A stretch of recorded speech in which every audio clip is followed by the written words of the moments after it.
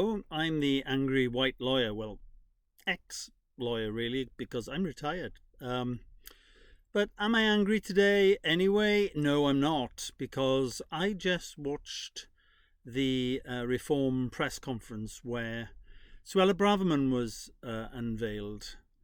And it was quite a poignant event, actually, because I'm not a Reform member, by the way. But I watched the event, and it was a veterans event. So I think they were launching Reform for Veterans for Reform, which is a group within the party. And it was a very poignant press conference. Is it? I don't think it was a press conference. What's the term? Meeting, announcement, whatever you want to call it. But yeah, it was good to watch. It was quite emotional. And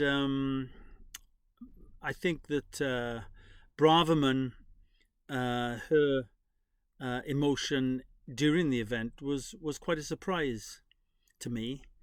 I found her very emotional and was virtually crying at times. So, and it seemed genuine to me. If you disagree, then fine. But yeah, I think she'll be a decent addition to Reform UK. But she did give us some insight into the Tory party, more than Jenrick did, actually. Although he gives some good insights too. But stuff that we probably guessed or knew anyway. And she had a right old go at the leadership of the Tory party, which was deserved, it seems to me. And by implication, she had a go at Badenoch, of course, though didn't name her. And I know there was some bad blood between them during the leadership campaign a while back. But it was interesting, and I think one of the big criticisms that she had was the duplicitous nature of government, and this applies probably to Labour as much as it does to the Tories. And what she said was that they will say one thing to the public and privately behind closed doors in cabinet meetings have no intention of doing that. Oh, what a surprise. I mean, we knew that. But she's confirmed it. And in particular, that applies to the Tory party in relation to the coming out of the ECHR. Because if you remember, Badenoch was dead against it not so long ago. But now apparently it's party policy. Well, Braverman has told us in no uncertain terms today that it will never happen if a Tory government is elected. So it's just BS, really, isn't it? Just to fool members of the public. So that was quite interesting. And I think Braverman, reading between the lines, enjoyed the payback today from the arrows that were fired at her by Badenoch a while back. And of course, she kept it all under wraps, this defection, even though we've guessed it's coming for a while. She kept it under wraps because obviously she didn't want to get the boot like Jenrick did beforehand to sort of take away the sort of shine off the event. And so well done to her for doing that. Yeah, it was quite interesting to see. But to all those people who are saying, well, it's just another Tory, I'm afraid it's not just another Tory. She held one of the highest offices in the land as Home Secretary. This is a big blow to the Tory party. But to those people that are saying, well, it's just Tories 2.0 now, Reform, you're not worth the vote, I think you're wrong. And there's a number of reasons, two main reasons why I think you're wrong. And the first is this, the nature of the Reform Party, the Reform UK Party. The Reform UK Party is born out of conservatism with a small c. It's born out of Farage, Tice and others who used to be within the Tory party but left some time ago, moving to another party, creating a party. First, I believe it was first UKIP, then the Brexit Party and Reform, all of which had small c conservative values. So it wasn't a shock back then when those people created a new party.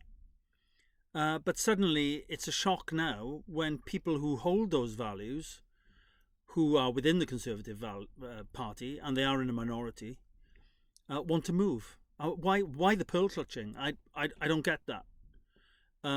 It's a solid right stroke centre right party. Those on the right of the Tories would naturally want to move to reform, particularly if within the Tory party they are being squeezed. And they clearly are being squeezed. Because when you express your views as one of those people in the Tory party, you are ostracised, as Jenrick has told us recently, or sacked, like Jenrick and Braverman were. So, yeah, I think it's a natural progression for Conservatives to move on the right, to move to Reform, even though Reform make great play on the fact that they're a broad church and they've recruited people from Labour. They even had a Green councillor recently, for God's sake. I mean, that's strange to me. But, yeah, it is a broad church, but they're more or less getting people from the right of the Tory party, and that's natural. So the other reason is experience, of course, or lack of it. Reform were heavily criticised by the mainstream media and others in Parliament for a lack of experience. Oh, you'll have Doris the tea lady running DEFRA and all this. Okay, so Farage goes out and recruits those people that I've just referred to who hold similar values to him. And now he and the party getting criticised for getting that experience. He can't win, can he? in some people's eyes. And to me, it's quite telling, the smear campaigns that have been run by the main parties on Farage, on Jenrick, and no doubt on Braverman. You just watch. By the main parties. And I find that telling, very, very telling. They can't just say, oh, we're sorry to see people go, that's their choice. They have to have a good old smear at them, don't they? They have to try and rubbish their character. And that tells me everything I need to know about those parties. So what I would say to the people who think that I'm wrong, and that in fact they are Tories 2.0, Reform are Tories 2.0, is this. You have a clear choice here in the coming election. And I know it's a way off. It might not be as far off as you think. But at the moment, you have a clear choice. And that is, you vote for the established parties, which is perfectly fine. If you think the country's going the way that you want it to go, fine. Or if you think the Tories can mount an opposition, fine. However, if you think that Reform 2.0, Tories 2.0, and you are centre-right or right, there are a number of parties open to you. So why not go to Habib's Advance UK or Lowe's, what's it called? Restore. Is it Restore? There's others like Heritage, and Lawrence Fox has got one, and all the rest of it. But, well, I was curious about this, so I checked the polls the other day. And it gave Reform a lead, of course, at double digits, I think.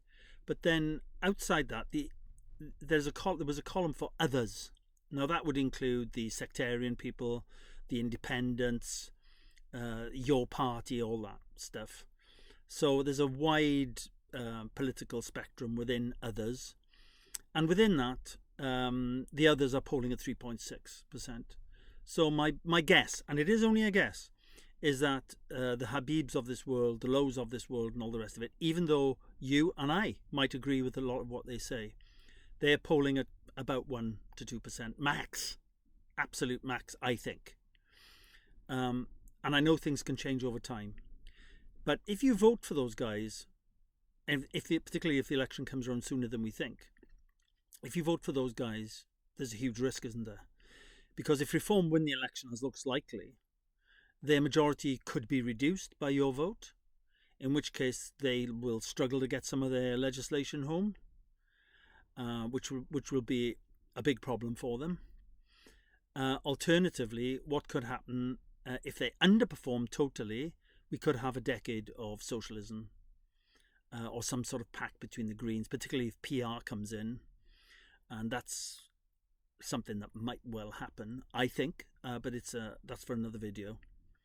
So let's keep on track. So you are running a risk. You are taking votes away from reform because there's a limited pool of voters within the centre right or right.